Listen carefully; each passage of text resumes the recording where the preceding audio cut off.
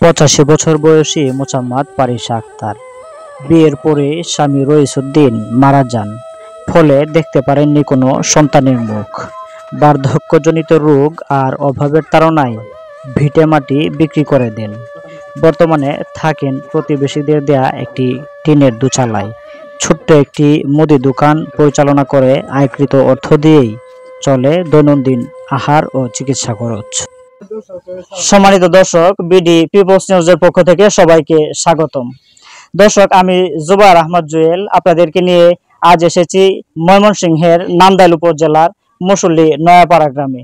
দর্শক, BD people's news ইতিপূর্বে জানতে পেরেছে যে এই গ্রামে বসবাস করেন পারিসা আক্তার নামে 85 বছর বয়সী একজন বৃদ্ধা। তার জায়গা জমি বাড়িঘর কোনো কিছুই নেই। প্রতিবেশীদের দেয়া ছোট একটি দোচালা টিনের ঘরে বসবাস করেন এবং অল্প পরিমাণে মুদি দোকানের কিছু জিনিসপত্র বেচা কিনা করে তিনি দিনাতিপাত করছেন।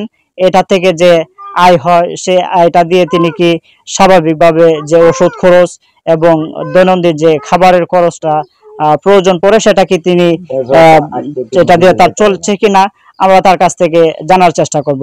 পারিসা আক্তার, আপনি যে দোকান আছে ছোট্ট দোকানটাতে আমরা দেখলাম যে অল্প কয়েকটি জিনিসপত্র আছে, এটা দিয়ে কি আপনার চলে?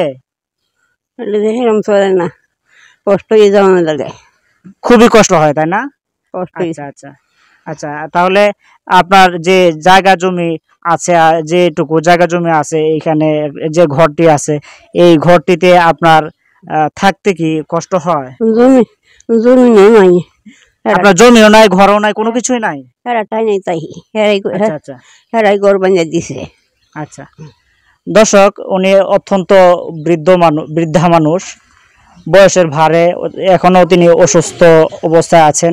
তিনি কথা বলতে কষ্ট হচ্ছে। আমরা এইখানকার একজন তার প্রতিবেশী আমাদের পাশে আছেন, জনাব আব্দুল সালেক সাহেব। আমরা তার অভিব্যক্তি জানতে চাইবো যে এই যে এই বৃদ্ধা তিনি এখানে থাকছেন, আসলে ওনার জন্য আপনারা কি কি করছেন বা ওনার জন্য কি কি প্রয়োজন আছে দয়া করে আমাদেরকে জানাবেন।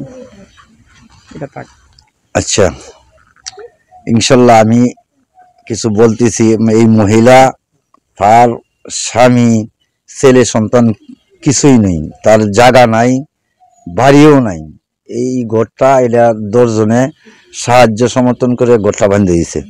আর এই যে বাচ্চারা এদের মধ্যে রান্ধে। এবার তার যে আয় উপার্জন বলতে কিছুই নেই। উনি চলাফেরা অনেক কষ্ট করে, এখন বর্তমানে সে চলতেই পারে না। এরপরে যে টুকটাক দোকানদারি ফুলাফানের খাবার সে তো আনতেও পারে না, আনলেশন বিক্রি হবে, মাল আনতেও পারে না। এই জন্যই ওনার চলাফেরাতে অনেক কষ্ট, অনেক সব দিক দিয়েই কষ্ট, চলাফেরা খাওয়া দাওয়া সব কিছুতেই ওনার কষ্ট হইতেছে। কিন্তু আমরা যারা দেখি আশেপাশে আছি সময় মতো দেখতারি, কোনো সময় দেখতেও পারি না। এইভাবে তার জীবনযাপন যাইতেছে। ধন্যবাদ আপনাকে। দর্শক, আমরা পারিসা আক্তারের একজন প্রতিবেশীর কথা শুনছিলাম। এতক্ষণ পর্যন্ত আমাদের সাথে থাকার জন্য সবাইকে ধন্যবাদ। Zubair Ahmed Jewel, BD people's news.